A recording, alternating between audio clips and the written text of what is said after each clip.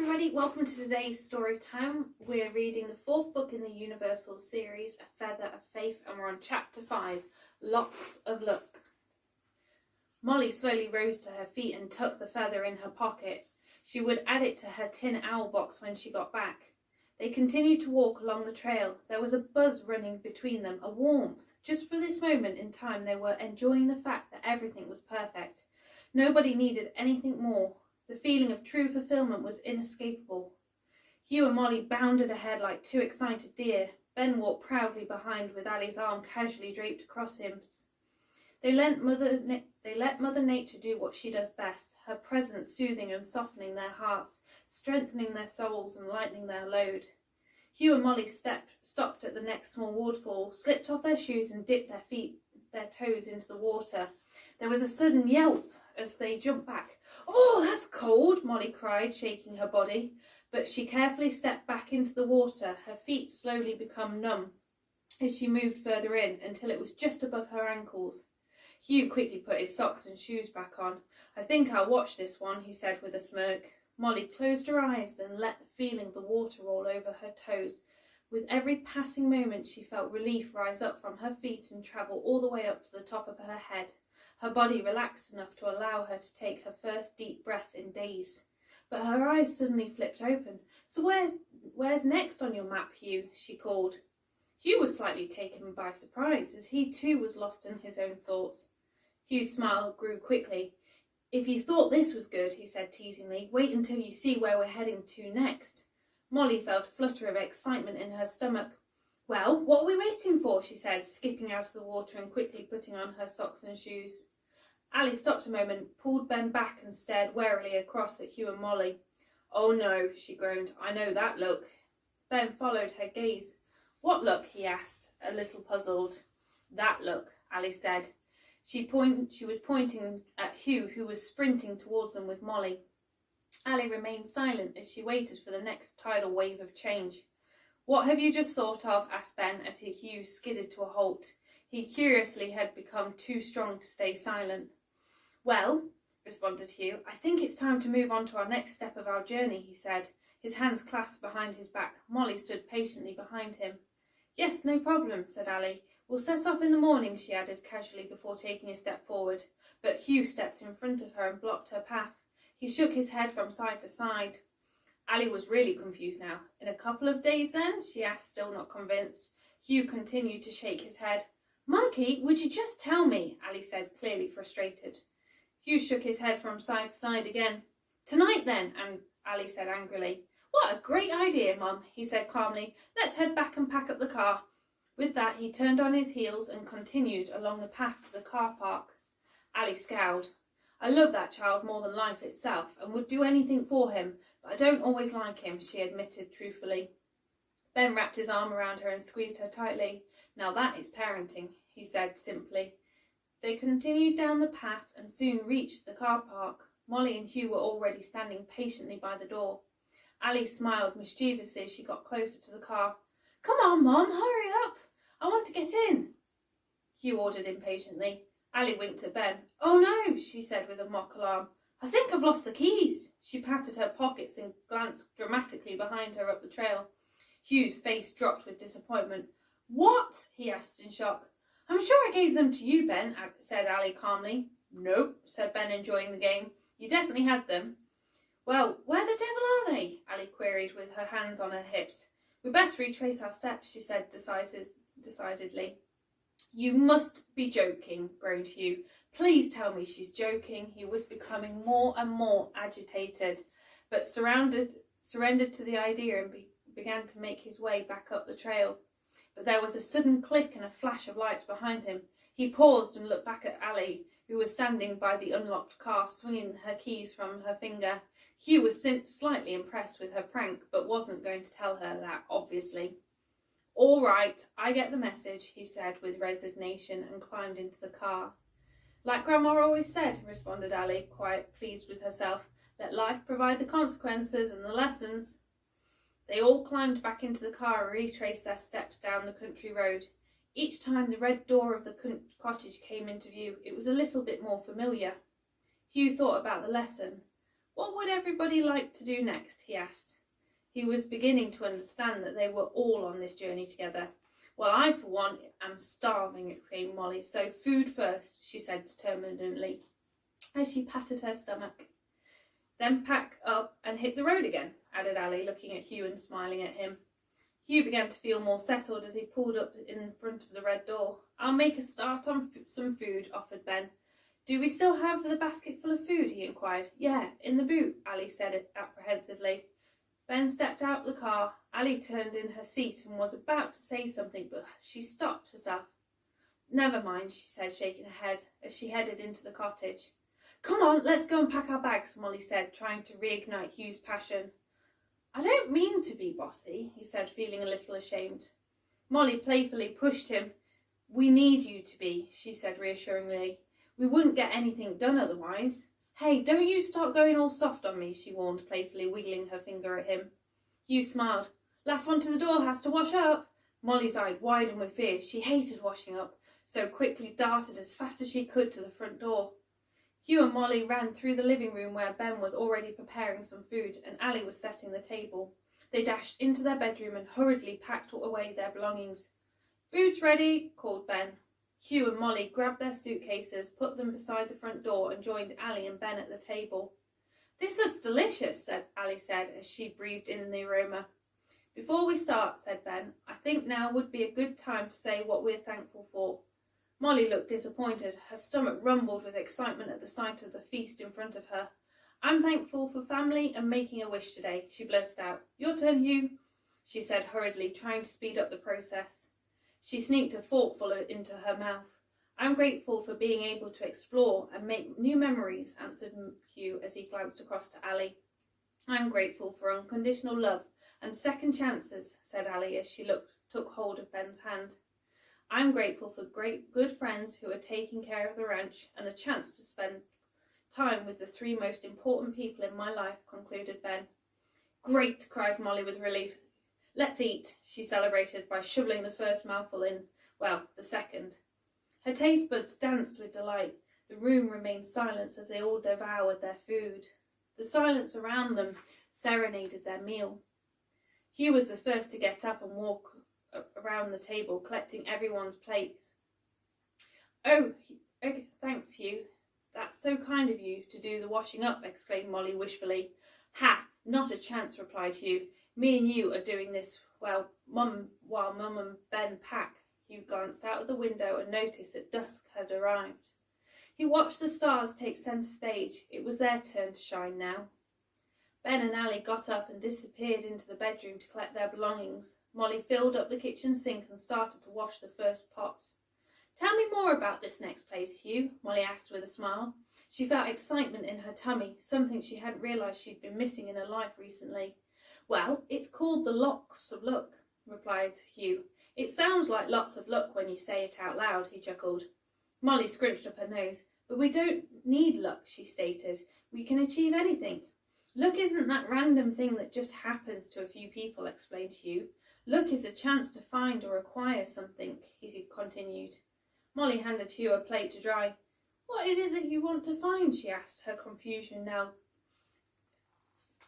piquing as curiosity. I don't know, uttered Hugh. I'm hoping I will find out when we get there. Sometimes we don't know something is missing until life gives it to us, and we're reminded. They were interrupted by the sound of Ali and Ben opening the front door and taking the bags out to the car. They both looked at each other and wiggled with joy. Hugh put the last plate away and hung up the tea towel. Come on, he cried, let's get in the car. And they both ran as fast as they could towards their next adventure. Ben glanced around the cottage one last time, pulled the front door closed and locked it. Ali started up the engine and turned on the headlights. A dark cloak of night with the little speckles of light was spread across the sky. The full moon shone brightly and illuminated the valley sides, painting a perfect picture, a moonscape. The land looked soft and still. Mother Nature was resting after another busy day of hard work. Hugh stared out the window. I've never seen the land look so magical, he thought to himself with a smile. He rolled up his coat and placed it against the window, a makeshift pillow. He let his head rest against it. Maybe the dark nights have their own kind of beauty, he said. I agree, said Molly. There is something mysterious about the countryside at night, and a calmness, but yet a sort of knowing. She glanced across at Hugh and then copied his coat pillow with her own. She felt the relief carry the weight of her thoughts. Ben climbed in and closed the door behind him. Ali pulled away from the cottage and began to navigate the car along the country roads once more, and then onto the motorway. But this time there were no cars in sight, just the occasional lorry on its own journey, which passed by every once in a while. Ali wriggled in her seat to try and relieve the numbness in her bum. She glanced in the rearview mirror to see that Molly and Hugh had already fallen fast asleep. Well, that didn't take long, she said, but her comment was met with silence. She looked across and saw that Ben had also fallen asleep too. Ali smiled. I guess it's just me then, she said, to nobody in particular, as she continued to coast along the open road. For the first time since arriving back in England, she was alone with her thoughts. She felt her grip tighten on the wheel and her arms brace, ready for the barrage of fear, tears and failures. But her mind remained silent as she continued to watch the bright light of the moon illuminate the road ahead of her. Ali felt her grip loosen and her arms begin to relax. Can everything really be all right? She asked herself quietly, and suddenly found herself smiling. Yes, it is, she confirmed, and pressed her foot harder against the accelerator. She let the feeling of the freedom take hold. She got lost in the drive as she steered the car higher and higher up the country, and the hours seamlessly rolled on by. At some point, Ali glanced at the clock. It was 4 a.m. She watched the full moon lower itself in front of her and the sun begin to rise behind. Life was suspended in time between night and day, as the sun tried to playfully catch the moon. Ali took in a deep breath. How could a moment this spectacular be seen and admired by so few? In a couple of hours' time, alarm clocks would be waking everybody and they would be starting the morning rush to work or school. They would be too busy to catch such a moment. Has life really got any easier or just quicker? Ali began to wonder. Ben slowly lifted his head. He rubbed his neck and let out a low groan as his muscles began to readjust. Morning, Sleepy, said Ali. Ben looked ahead to see the last part of the moon disappear behind the horizon. He glanced down at the clock. He said lazily. That was some sleep. He looked across at Ali. Are you all right? He asked. You've been driving for some time now. Maybe we should stop and pick up a coffee. Ali drove straight past the sign for a service station. No, I'm fine, she replied. I just want to get there now. Her eyes were fixed on the road ahead. Ali, my wonderful Ali, sang Ben, but I really need to pee. Ali shot Ben a look. Oh, well, okay then. A short break won't hurt, she acknowledged as she swerved the car down the slip road towards the services. Ali pulled into a car parking space and opened the door. A wave of fresh air washed over across her face. It seemed purer somehow and cleaner. She felt herself emerge from her driving trance as she stretched out her legs. They took some coaxing out of her their new programmed driving position. Shall we wake them? Ben asked over the roof of the car. They peered through the window. Molly was now asleep on Hugh's shoulder and Hugh had his head resting on hers. No, I think they will need all the sleep they can get, answered Ali. But you're on first shift when we get there, while I catch up on my sleep, she instructed. Deal, agreed Ben, quietly closing the car door before making their way across to the services. Hugh felt himself drift awake and then sink back into sleep again, as he hovered in the space of dreams. He watched the pictures as they floated through his mind. The colours were so bright and vivid that he almost felt as if he could touch them. They seemed so real. He found himself smiling at the image of holding a trophy up above his head, but as he tried to focus on the engraving, he became confused. It didn't say roping champion on it, it said the word family. His thoughts became momentarily scrambled, but then relief washed over him. He had never let himself believe that he could be part of a family again, but the piece of himself that had gone up to the stars with his dad now floated back down and returned to his heart. Hugh's eyes flickered as he saw the morning sunlight sparkling on the leaves on the hedgerow. The car had stopped and they were in a car park. He felt the reassuring weight of Molly's head on his shoulder. While no one was looking, he let out a tear, not of sadness, but one of pure joy. The dream he thought would never come true, the dream he didn't dare to dream, had come true. I guess I underestimated a wish from the heart, he said quietly to himself as he wrapped his arms around Molly and squeezed her so tightly. He wanted to fit all of her in his arms and not leave a single cell out. Hugh heard the familiar voices of Ali and Ben as they made their way back across to the car. He listened to his mum's laughter, which always felt like a river of gold washing over his body. Hugh slowly released his grip on Molly, closed his eyes and pretended to be asleep. Ali climbed in first and Ben quickly followed. "Could you pass me the map, please?" she said, as she placed her coffee cup on the dashboard.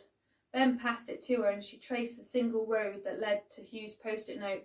"You know, we should be there in a couple of hours," she said gladly. Her bottom was still numb from the previous hours. "Just in time for breakfast," replied Ben, rubbing his stomach. Ali placed the key in the ignition and the engine came back to life. She began to drive out of the car park. Hugh listened to the hum of Ben and Ali's conversation as he watched out the window. The hills were growing bigger as the road cut through the valley. There wasn't another car in sight. The sky was bright blue like sapphire, with just a pink tinge as the sun continued to rise higher. He sat motionless, simply savouring the moment. He didn't want Ali to see this truth. He had hidden his heart's longing from her for so long. This had been just a dream for him, and now, without even knowing it, she had helped to make it come true. The road began to narrow as it shrunk from motorway to country road. Hugh shuffled. His arm had officially gone numb from the weight of Molly, and he gently pushed her back against her window. He felt a hand on his knee. "Morning, monkey. Welcome to paradise," greeted Ali. Hugh poked his head through the gap in the front seats.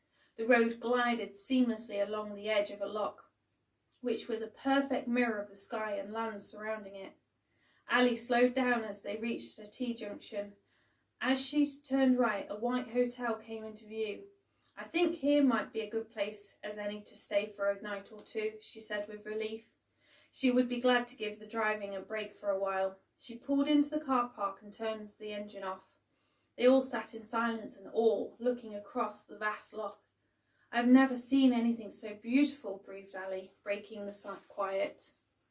To the left they could see a large hill. Little streams carved their way through the land, like veins trickling down to the loch. To the right was a large steep bank covered with a forest and a road going along the water's edge. The water lay motionless, a crystal clear mirror reflecting the bright blue sky and the sun, which had slowly begun to rise. The land was beginning to wake. Hugh was the first to clamber out the car. He took in a huge breath in. The air felt different, cleaner and more purer. He walked to the water's edge and knelt down. He formed a cup with his hands, scooped up a handful of water and splashed it across his face. He felt the crisp, clean water run over his face and fingers, and something deep inside began to dissolve away. The untouchable darkness that had been lingering in the background, controlling his choices, was now gone. He stared at his reflection in the crystal clear water. It was like a looking glass to a secret world, and he began to remember a truth once more forgotten had now returned. Ali and Ben approached the entrance of the hotel, and Ben wrapped his arm around Ali's waist, pulling her in close. They scanned the landscape, a picture that truly was beyond words. They felt humbled to be part of something so awe-inspiring. Hugh, approaching footsteps behind them, brought them out of their trance. "Well done, monkey," congratulated Ali. "This is one incredible dream you are sharing with us all." She pulled him in for a hug. The car door then slammed and a very sleepy Molly staggered her way across to where they were all standing. "What did I miss?" she asked, rubbing her eyes. "Breakfast, lunch and dinner," replied Hugh with a smirk. Molly pretended to look shocked. "No, really, what did I miss?" she asked. "Hang on a minute, you look different, Hugh," she queried as her eyes scanned him up and down. "I can't quite put my finger on it, but something has changed." Hugh looked down at his feet and shuffled them against the step. He felt his cheeks begin to redden. "Hugh," said Ali, "is there something you're not telling us?" She peered down at him. Yes, there is," answered Hugh. They all waited with bated breath. "I'm starving," he shouted after a long pause. Ali instantly relaxed. "Well, it's a good job they have started to serve breakfast," she said with a smile, as she and Ben headed into the hotel. Molly marched past Hugh with an obvious scowl on her face. She was not convinced that was the thing that was different. "Good morning," greeted a young gentleman with a smile. "Could we have a table for 4, please?" asked Ben. "Of course. Come this way," said the waiter. He turned to make his way across the old oak wooden floor. His shiny black shoes clicked as he walked. They all followed and took a seat at the table that he gestured towards. The waiter began to hand out the menus, but Ali lifted up her hand to stop him. "I'll make this easy for you," she said. 4 cooked breakfasts with everything on it, please." The waiter was slightly disappointed that he couldn't run through his usual speech, but politely collected the menus. "Of course, ma'am," he said formally before once again clicking his way across the floor. Molly became lost in her thoughts as she looked out the window. "That's it!" she suddenly cried, slamming her hand down on the table. It made Ali jump and drop her cutlery onto the floor. Molly turned her focus to Hugh. "You have been down to the lock," she said. "You've got your look back." "Did you make another wish? Was it good? What does it feel like?" she blurted out. Hugh sat in stunned silence for a moment, feeling a little dazed. Well, he began, trying to fit his answers in between Molly's endless questions. He finally gave in and placed his hands across her mouth. "If you would just be quiet for a minute," he instructed, "I'll tell you." Molly only managed to give him a moment before the next impatient question was about to burst out her mouth. "Actually, I'm not going to tell you," said Hugh teasingly. "You can find out for yourself." Hugh lifted his hand off Molly's mouth and she paused. It's not like Hugh to be stuck for words, she thought. "Well, if you won't tell me what you discovered, then at least explain to us what the heck we are doing up here," Molly ordered, becoming frustrated. "Language, young lady," Ali said, raising her eyebrows in warning. "Sorry," muttered Molly. Hugh took the map out of his pocket and laid it in the centre of the table. "Try and listen this time," he said.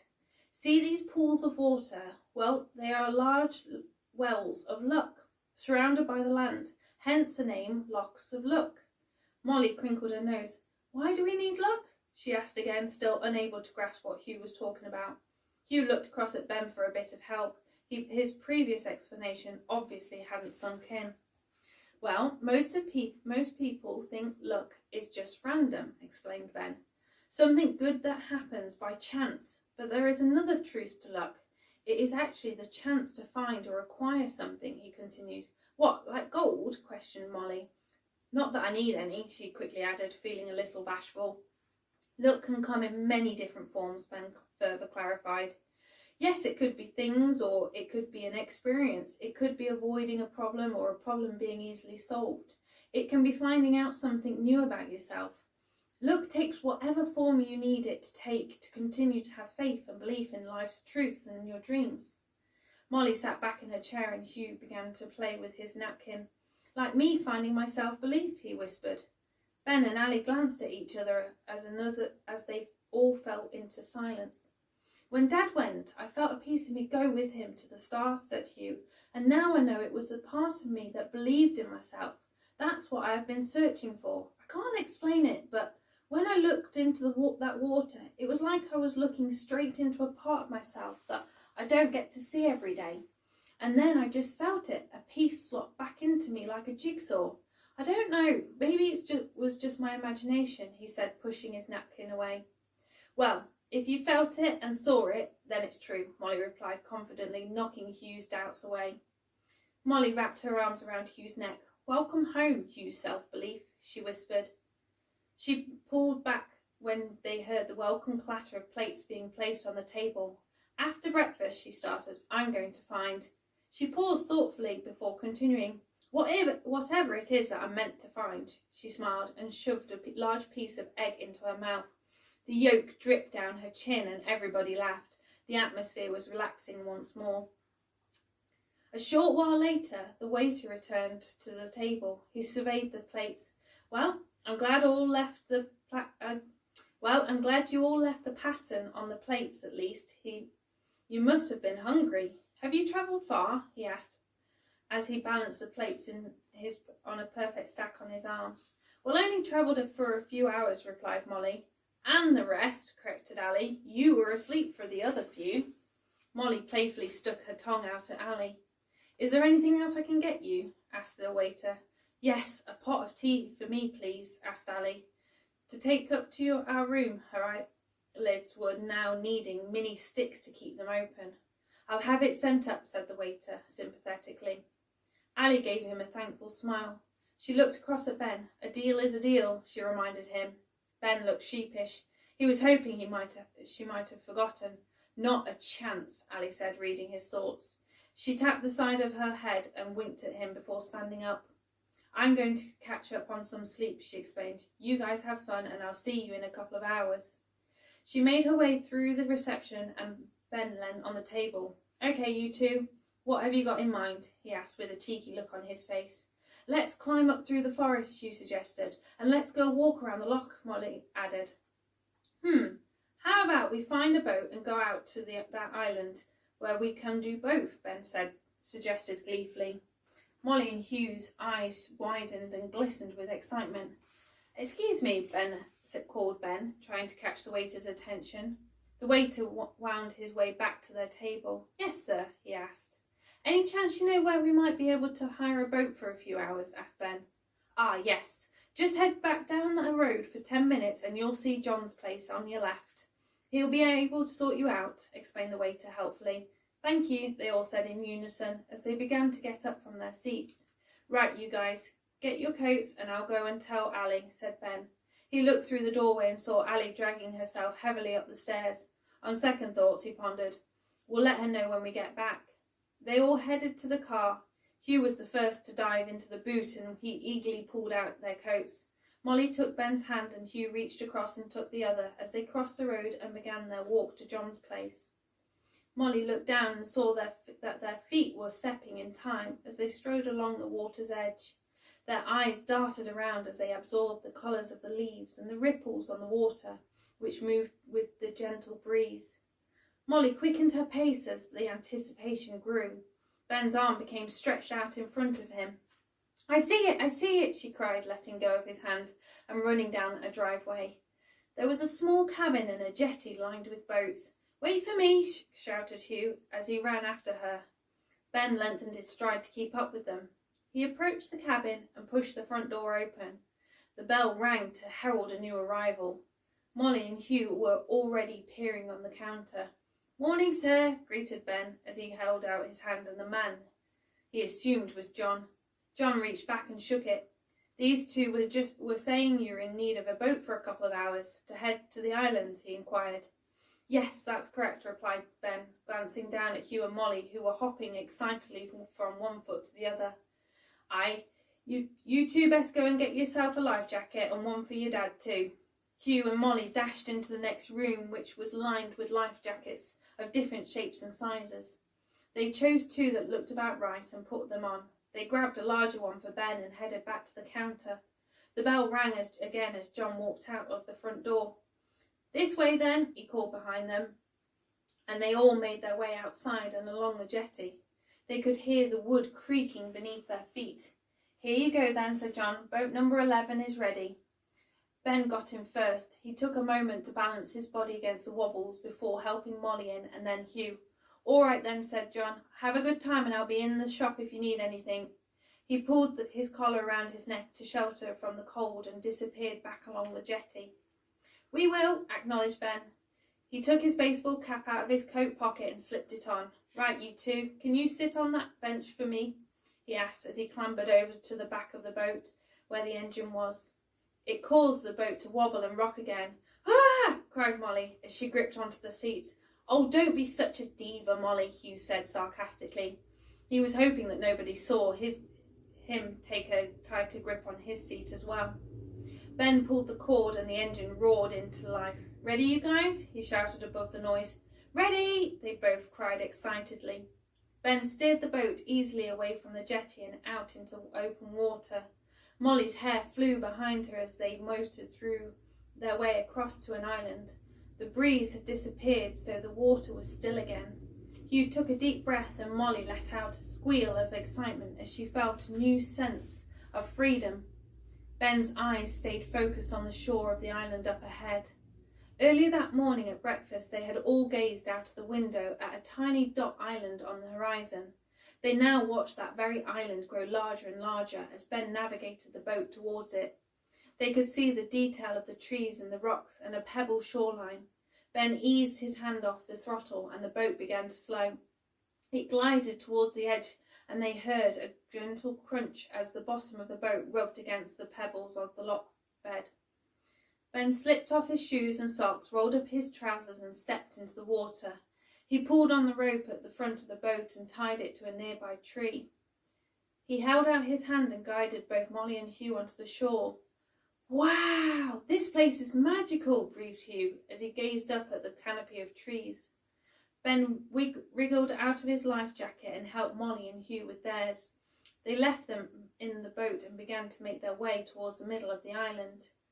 They could hear the sounds of twigs breaking under their feet as they walked further onto the island. The echo of the twigs snapped echoed through the trees. "It's so peaceful here," Molly whispered, but she felt that even a whisper was too loud for this mesmerising place. She heard a sound in the distance and veered off to the left to follow both the noise and a growing feeling inside. She took hold of the locket in her fingers and knew instinctively that she was being guided towards something. She walked around a group of trees and the land suddenly opened up to a pool of water lined with rocks. Molly carefully made her way down. The moss felt like carpet underneath her and she knelt by the water's edge. Molly stared into the clear water to the very bottom of the pool. "Oh my," she sighed. "I've never seen water so pure." Her focus then shifted as she saw her reflection in the water mirror. Her hair was falling down by the sides of her face and she reached up to tuck it behind her ears. She looked into her own eyes. She had never seen them shine so brightly. The locket dropped through her fingers and swung from her neck in perfect time to the gentle breeze. Molly gasped for air. The soft wind began to shift the leaves on the trees and a beam of sunlight seeped through and illuminated the locket. Molly watched in awe as the light bounced off it, making it shine like a star. Her gaze softened with a knowing, an understanding of a truth. She felt her whole body become warm as each muscle relaxed and she sensed something rising from deep within. It was shining and glowing, a new life which was just about to begin. Molly ran her fingers through the water and caused it to ripple. She watched her reflection wiggle and move before the water became still once more. When she refocused, she could see that something within her had been reborn. Ben glanced across to see Molly kneeling by the water's edge and couldn't stop a smile creeping across his face. Just then he felt his coat pocket vibrate and he reached inside to pull out his phone. He glanced down to see that he had received a new message. It was from the adoption certificate. "We are now officially a family of 4. A. Kiss, kiss, kiss." Ben glanced back at Molly. "Is my daughter there?" he shouted with sheer delight. Molly's head shot up. "What did he just say?" she whispered. As the words slowly filtered through her mind and turned into realization, she jumped to her feet. She ran up to Ben as fast as she could and flung her arms around him. He pulled her up into his arms and held her tightly. They gently swung from side to side as they celebrated this brand new start. I'll see you tomorrow for number 6, Opening Pandora's Box.